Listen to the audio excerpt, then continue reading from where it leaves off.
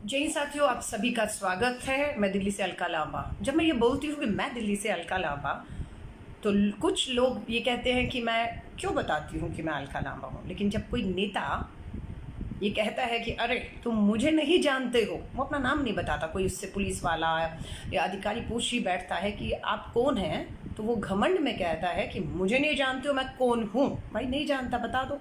तो मैं ये मान कर चलती हूँ कि मैं इतनी बड़ी नेता नहीं हूँ कि मेरा वीडियो कल को आप बना बना के शेयर करेंगे तो लोग पहचान जाएंगे, वो पूछेंगे अरे ये कौन है। तो इसलिए मैं अपने हर वीडियो में ये बताती हूँ कि मैं दिल्ली से अलका लांबा बोल रही हूँ, एक भारतीय हूँ। और बस आज का लॉकडाउन 3 चल रहा है, 17 तारीख को पूरा हो जाएगा। लॉकडाउन 4 होगा नहीं होगा किसी को मालूम नहीं है।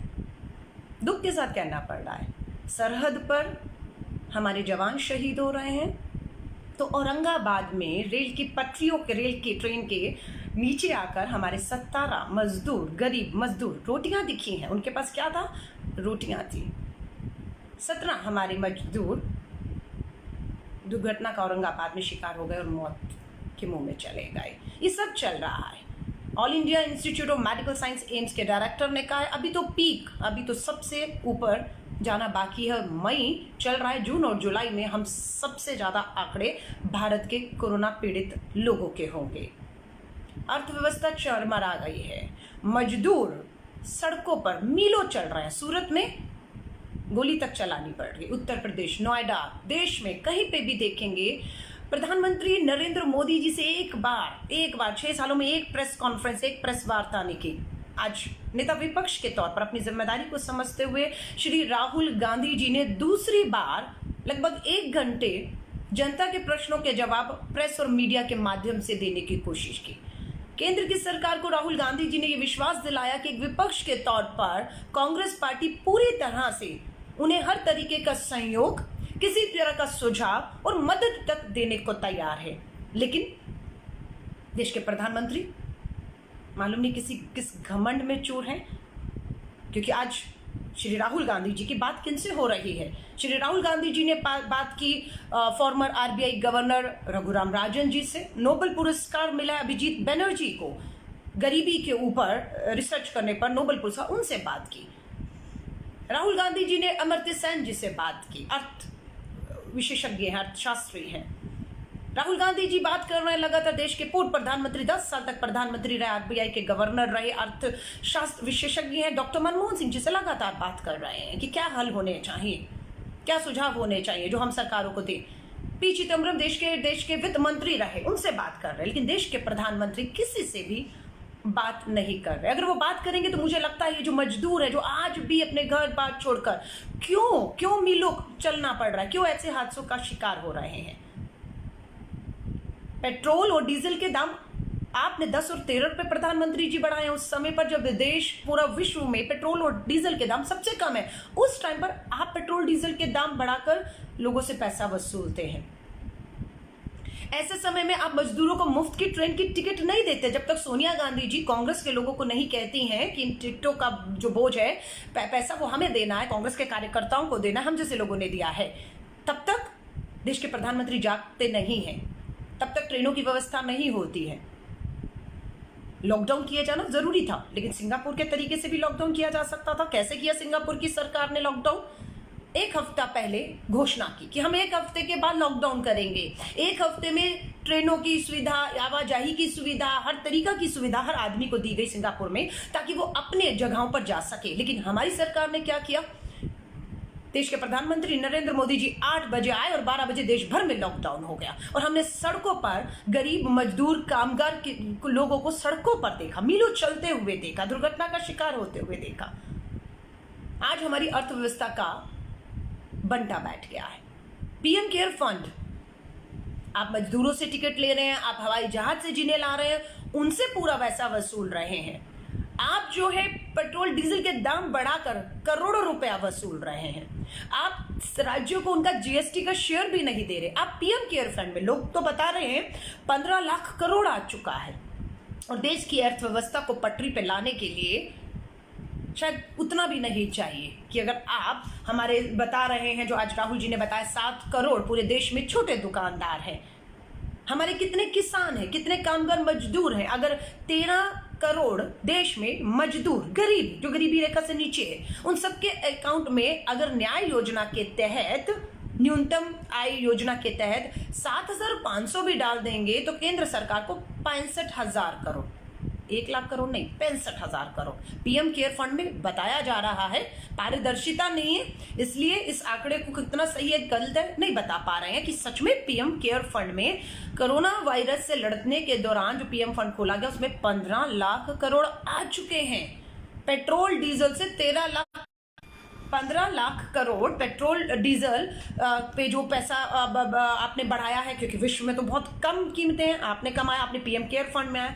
पीएम केयर फंड में पारदर्शिता क्यों नहीं है? जब आप पारदर्शिता नहीं लाएंगे, जवाबदेही नहीं लाएंगे, तो प्रश्न तो स्वाभाविक है उठना कि पीएम केयर फंड में कौन दे रहा है, कितना दे रहा है, कितना आ चुका है, किस राज्य को उस पीएम केयर फंड से पीपी किट के लिए, टेस्टिंग के लिए कितना दिया गया है।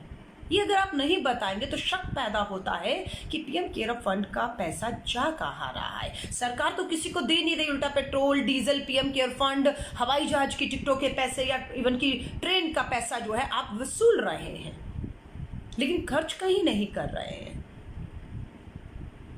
आज हमारे जो बहुत छोटे छोटे उद्योग थे, जो घरों की दुकानों से 7 करोड़ दुकानें हैं, छोटे मोटे उद्योग चलते हैं, मध्य मीडियम और स्मॉल इंडस्ट्री जिसे हम कहते हैं, उसमें कम से कम 11 करोड़ लोग काम करते हैं, सब बेरोजगार हो चुके हैं।